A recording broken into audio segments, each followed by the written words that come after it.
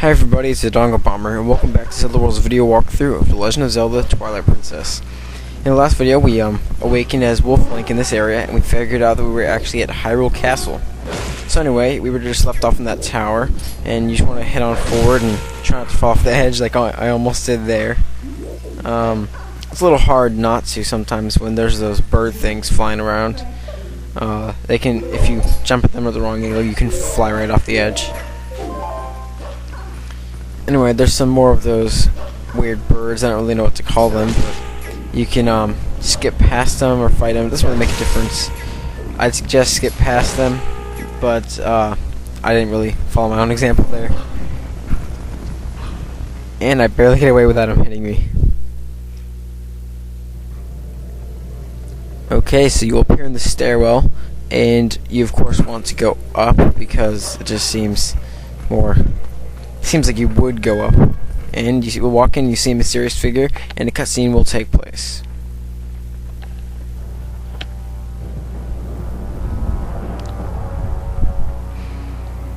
Very, very creepy. Of course, Link starts snarling. He doesn't know who that is.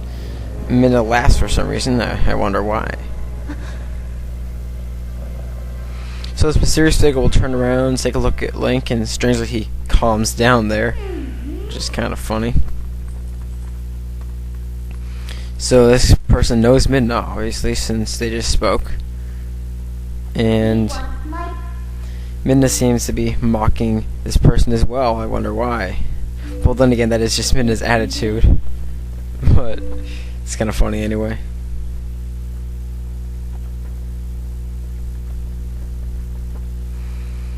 And then they bend over and they notice that we were imprisoned, and it's, like I mentioned in the last video, it was kind of funny how you have the chain on you for the whole game as the wolf, which is really funny. It never comes off actually, so if I were Link right here, I'd feel kind of awkward since they're both having a conversation. But what's that? Midna just called this the Twilight Princess. Could this be the answer to our questions about who the Twilight Princess is? Well, maybe she'll tell us. She says, listen carefully.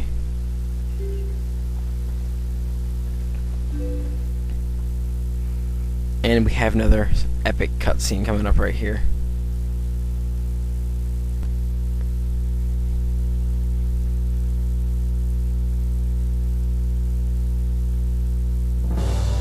Pretty awesome music right here.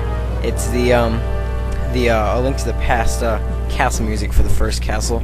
I don't really remember if it shows up in any other areas in the game, but it's a pretty awesome song. So this is a pretty powerful cutscene right here. Black Dust rolls in, and wait, who's that over there? And those black creatures run in. They seem like quite a bit bigger than the ones in the sewer. These little thingies, and wow, they're causing destruction. See that person again right there? Could it be who it looks like? Well, we'll soon find out. And it seems that pretty easily these dark creatures have taken over all the soldiers, and who is that?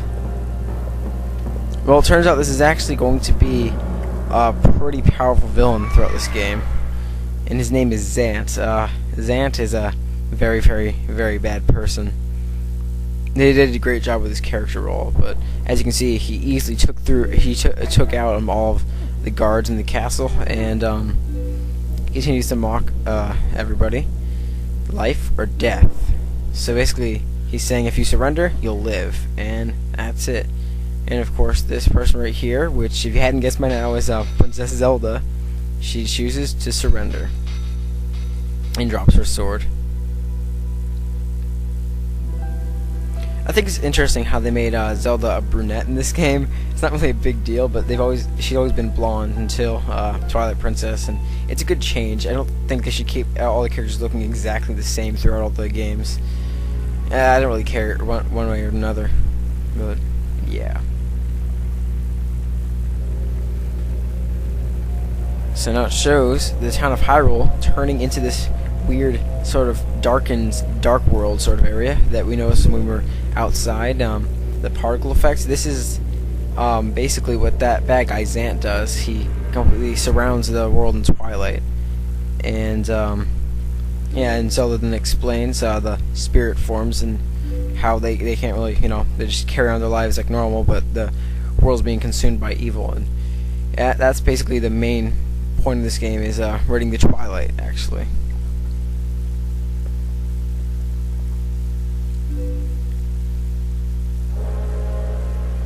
Wait a minute. Who's this? Yep, this is Zelda. This is the one who let her kingdom fall, but of course it was for the good of her people. Anyway, though, she really didn't have to make that choice, but Midna's like, well, it's not that bad. We find it to be quite livable. She has to ruin all of these epic moments by, since she is from the Twilight, as you can probably tell by her weirdness, and she can float unlike other people. She also doesn't turn into a spirit, and Zelda doesn't either, because she's has part of the Triforce, actually, which is, well, as most Zelda games, which is why that gives you grants you certain powers, Anyway, Zelda notifies us that we should probably get going soon, so we're gonna do just that. We're gonna leave and just exit through that door there, obviously, since there's nowhere else to go. Grab the hearts if you want. You don't really need to, but I do anyway. Usually, I like to be at full health. And as we're going down, looks like the guard comes by just as Zelda predicted. As Midna says, "Boy, he's prompt." So after a long, hard thing, she's like, "Oh, let's go out the way we came in. What a good idea." Yet another cutscene. Even though, like I said, the action picks up, there still seems to be a lot of cutscenes in this chapter so far. Pretty much all of this video has been cutscenes, and all of the last few videos, and from the end of chapter 1 has been too. Anyway, Midna turns around and starts talking again, which she seems to do a lot. It's a lot like Navi or Tattle, but not nearly as annoying. But it seems like Midna just warned us that we shouldn't be going back and we're forgetting something. Well, what are we forgetting? Colin and Ilia. Of course she would mock us like that. That's what she does, because she's Midna. But then she says she'd be happy to help us, but we have to, of course, help her in return by being her servant, I guess. In any case, though, she warps us out of there, sort of, and she flies off on her own. So basically she's sort of forcing us to help her out, which is kind of funny.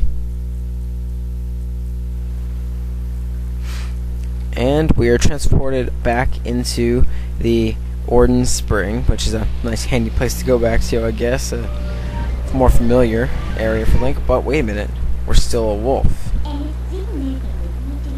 And of course, this is what she mentions right here.